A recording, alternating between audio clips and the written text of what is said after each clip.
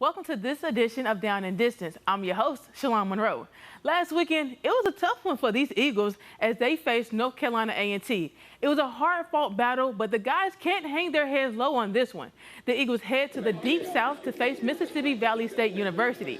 Records can say one thing about a team's performance, but when you know what that team is equipped with, that can turn into a total different ballgame. Coach Oliver knows what he has to watch out for when it comes to those Delta Devils. They have a whole lot of speed on offense in the skill position. They have about 3 receivers I'm really impressed with. They have a solid running back. Their quarterback, he's a dual threat guy that is very active, very elusive. I think he started as a true freshman at Portland State before transferring in. But as he goes, their offense goes, and they got banged up a little bit in the season.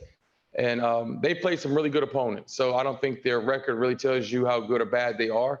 But, you know, it's, again, about North Carolina Central this week. It's an afternoon kickoff as the Eagles will take the field down in Mississippi on Saturday, October the 2nd at 4:00 p.m. The Fayetteville State Broncos host Lincoln University at home this Saturday. Lincoln is a tough group of guys, and even though they haven't won a game yet, Coach knows that his Broncos can't count this team out. It's all about focusing on one game at a time. Every game we play is a big game, in my opinion, and we just want to go 1-0 this week against Lincoln. They're the opponent.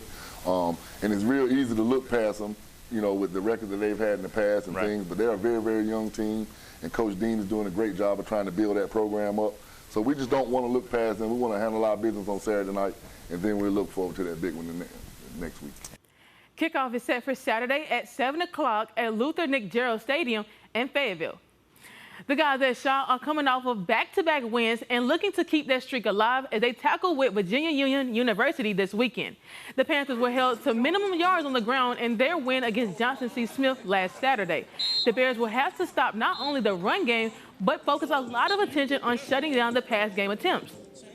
They're very explosive. You know, they had a great run game, but they didn't run the ball much last week. They only had 45 yards rushing.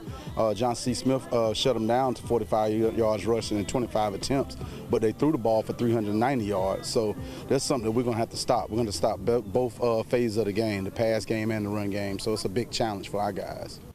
The Bears and the Panthers will face off Saturday in Virginia. Game is set for 1:00 p.m. A trip to Etherick, Virginia is on tap this week for St. Augustine's as they look to tangle with a very good Virginia State University team. There are several key factors that this young Falcons team has to do in order to come back home with a win. Coach Bowser sums it up like this. We got to find out, how do we get the ball into our playmakers' hands on defense? How do we put Virginia State into a position that they make mistakes? Because, like I said, that's a well-coached football team. And they have a lot of pride in what they do. They are one of the gold standards in our conference. So we know that this isn't going to be easy, and we're going to their place. So it's not easy to go up there and play a football game.